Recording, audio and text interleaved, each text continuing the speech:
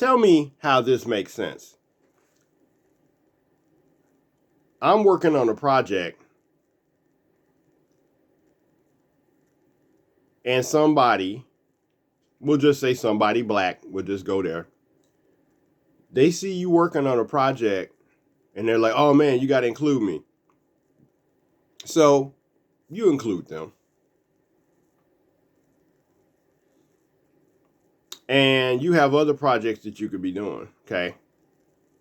Like you have another franchise that you know doesn't center around black people. You could just do that one, but you work on this one. So you work on this project and you let this person be on the project with you. But the reason that they are there is they don't really want to be, they don't want to, they want to be included on a project that you created. But then once the project gets rolling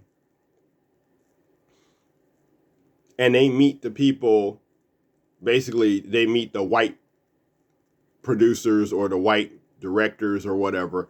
Once they meet those people, they want to go behind your back and talk to them and cut you out of the project. That's what they want to do. And it's like, this is a person who was not essential to the project that you were working on. So my thing is this: if you think you're better than me, just go out and do whatever you're going to do. Don't beg to be a part of my project. You know, this was happening a lot when I was in film school. I was working on things. People beg to be a part of the project that you're working on. But really what they want to do is they want to use you to get famous. They want to use you to get close enough to, you know, the industry people. And then they want to put themselves back. It's basically like somebody wants a job from you, but they think they're better than you. You know, they think they're better than you. And it's just like, but if you're better, why don't you just do stand up? Why don't you just be a comedian? Why don't you just, you know, do what people normally do when they want to be famous? I know I've met too many people, white and black, who, this one, the pizza guy. He used to come to Video Max and he'd be like, oh, I know when you get out to Hollywood, you're going to call me. He came in every time that I worked, and I was stressed out going to school and trying to take care of my parents, and my parents would give me a hard time, and I would be, you know, completely stressed out. And then you as a black person, you go to work and you got this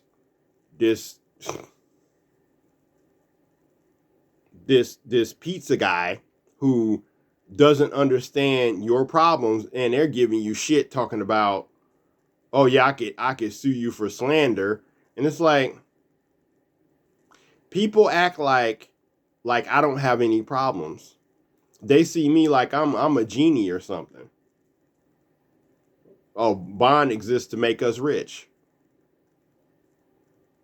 The problem is that people don't have they don't have a poker face. When people want to use you, they let it slip.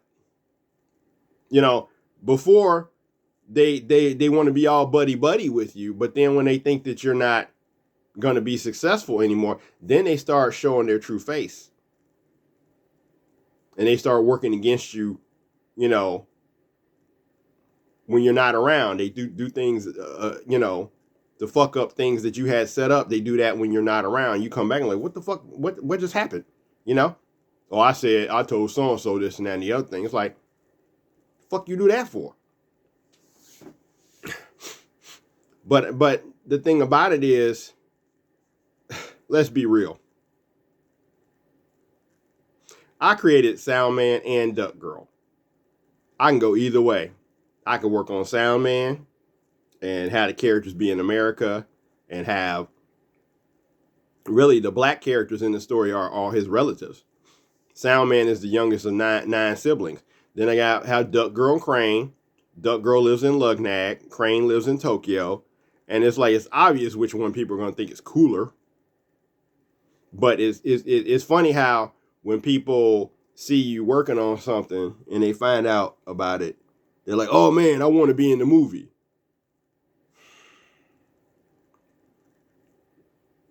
Well, you know what? We're going to do a Duck Girl movie. We're not going to do a Sound Man movie. So we're going to do the comic book, and you could buy the comic book. You know what they'll say?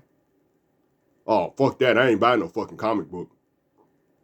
Comic books are for nerds. I ain't buying a Well, if comic books are for nerds and you're not going to buy it, why the fuck do you think you should be in the movie? Where does the entitlement come from? If anybody should feel entitled to get something from me, it should be white people. White people have never tried to kill me. I made it through 4 years of high school. Not once did one white person threaten to kill me. Not once. Not an Asian, not a Latino either. Nobody white, nobody Asian, nobody Latino threatened to kill me in high school. But they don't walk around acting like I owe them something. It's real fucking funny how people that don't want you to live, people that threaten to kill you, people that have worked against you since you were fucking born, it's real funny how they can be so entitled to things that you work for. Oh, you got to do this. Oh, you got to do this for black people. Oh, you got to do this and that. I'm like, when the fuck they gonna do something for me? I got to reward people for working against me? That don't make no sense. Then, they don't know how to be professional. Everything is nigga. I'm not a nigga. I'm getting a master's degree. You don't fucking address me as nigga. I'm not your nigga. And if I date you, I'm not your nigga.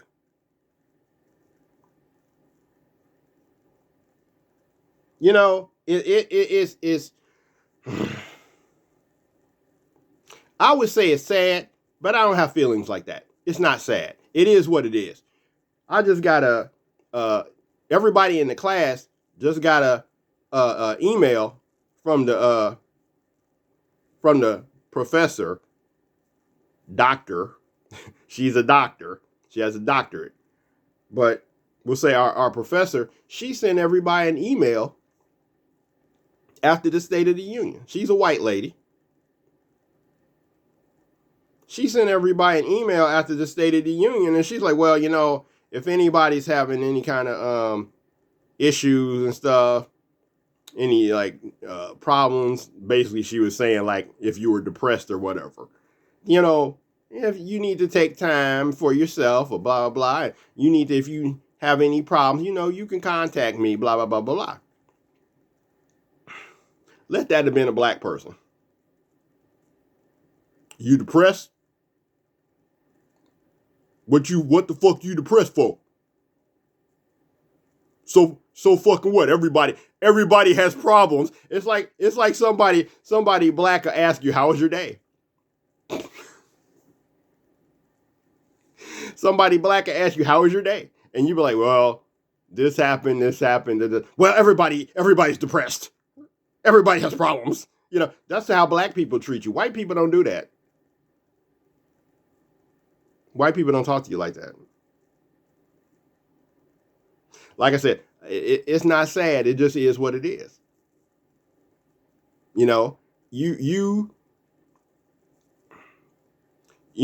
With animals,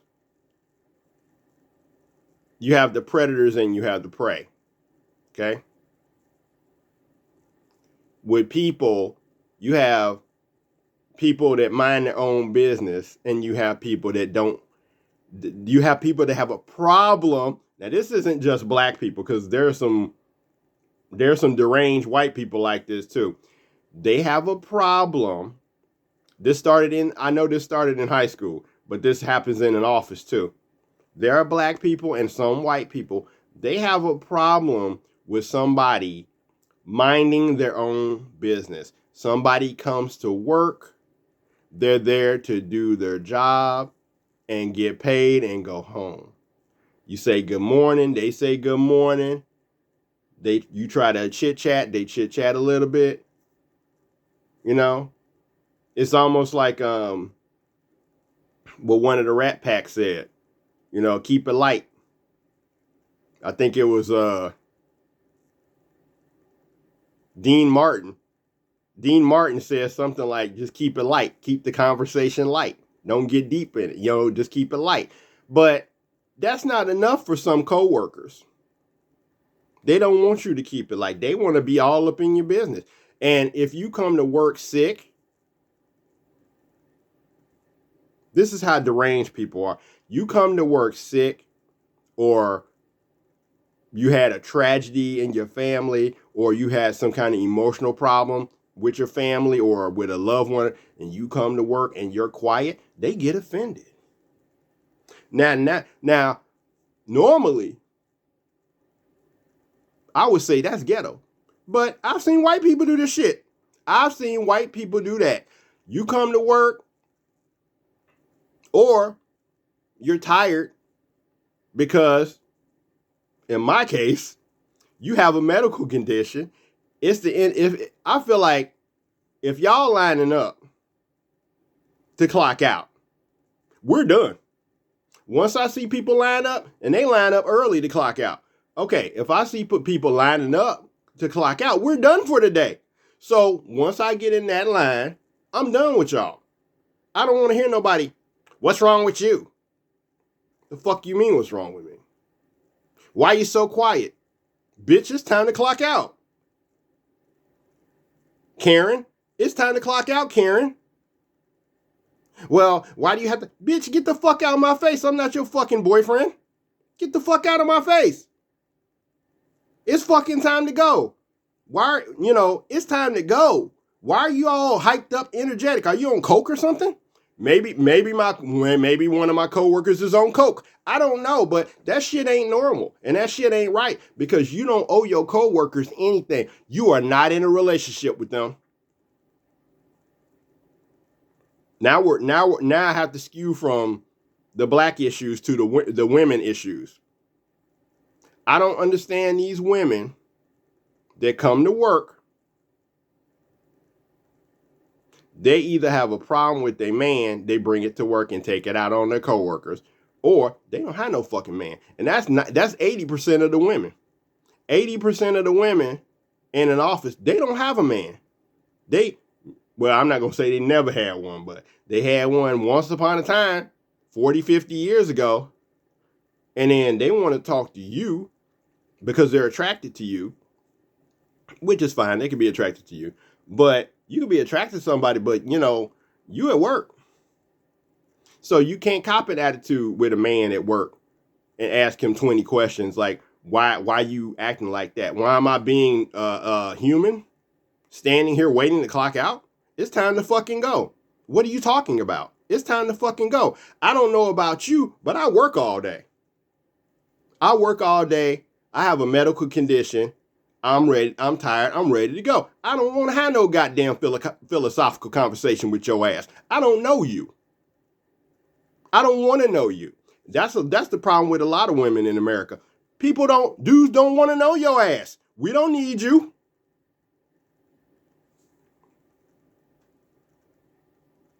Men go to work to get paid.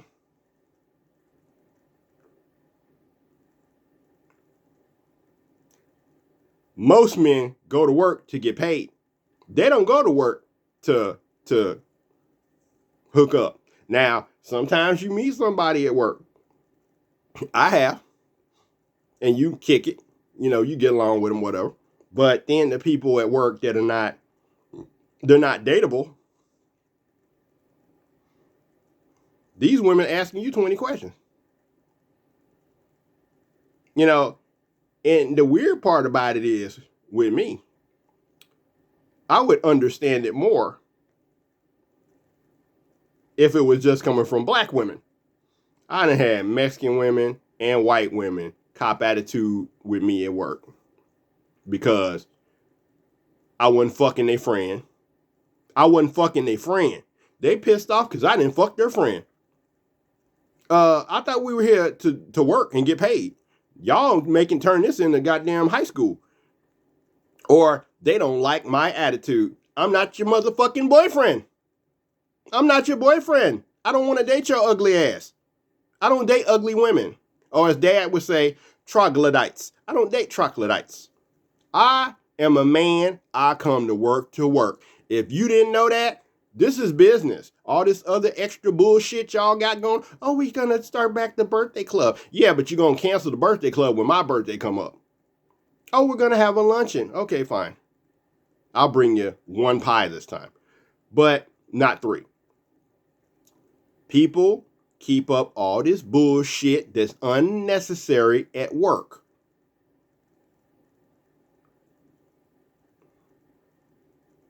Okay, my light went out. Hold on. But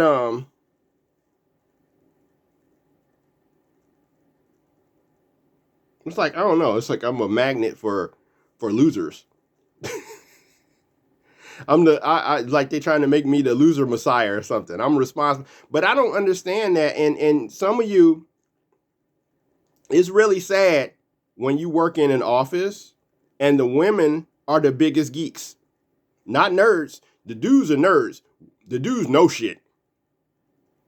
You know, the nerds are you know, I should say the geeks. The nerds and the geeks that are guys, they know shit. You ask them a question, boom, we got a conversation. Hey, did you read X-Men? Did you watch Star Trek? Did you watch Star Wars? Did you watch the dudes, they know stuff. You talk to the women, and it's like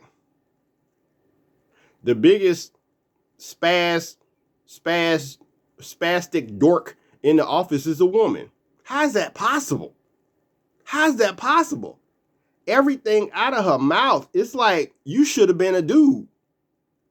Because you are like just like a horny, just this thing that emanates, you're so irritated all the time. It's shut the fuck up. We're here to work. It's 8:30. Why are you complaining? 8:30 in the morning. You're complaining already. How is that possible? We didn't even start yet. We didn't start work yet. I mean, goddamn. I mean, you talk all goddamn day. We used to have a black girl who was like that. Now we got a white chick that's like that. Talk all day. Complain all day. With the fucked up accent. Imagine you're visiting from New York or California and you got this person with this fucked up South Side Chicago suburb accent, harsh accent, talking like nonstop for 3 hours. And you're like, bro, I'm trying to get work done. I gotta put my headphones on because this is ridiculous. This is ridiculous. And I noticed that when women are losers, they speak with so much emphasis.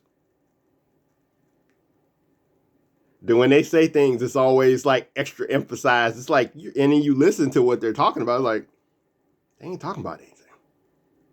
They're not talking about anything.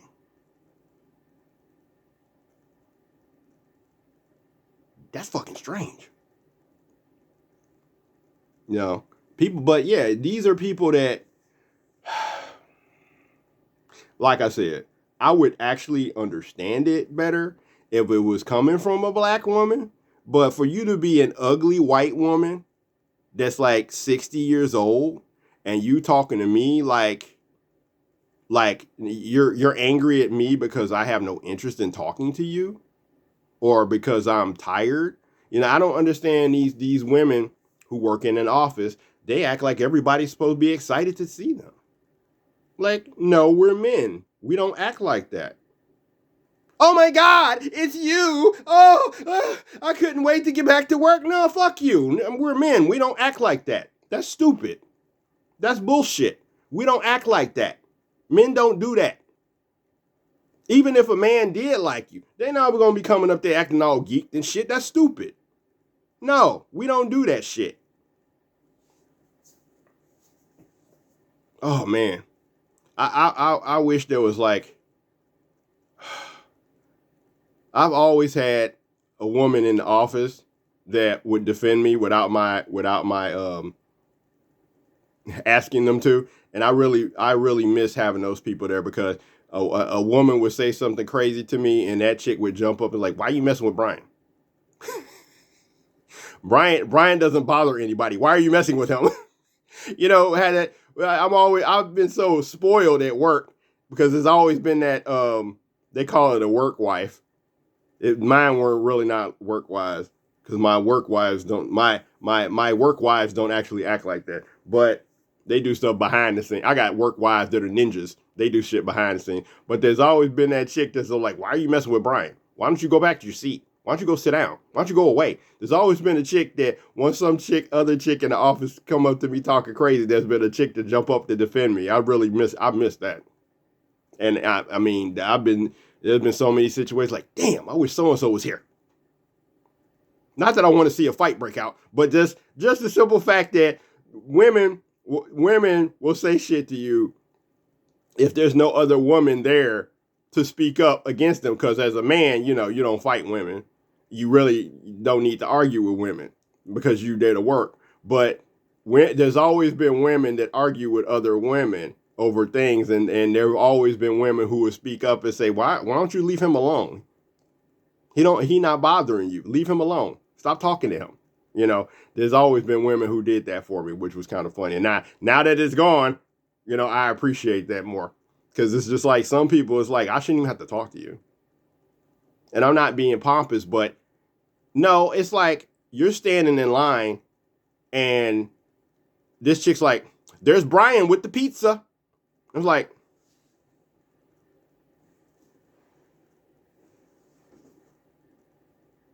yes, I'm human and I eat. I'm human, therefore I eat. It's time to clock out. Why are you being a geek?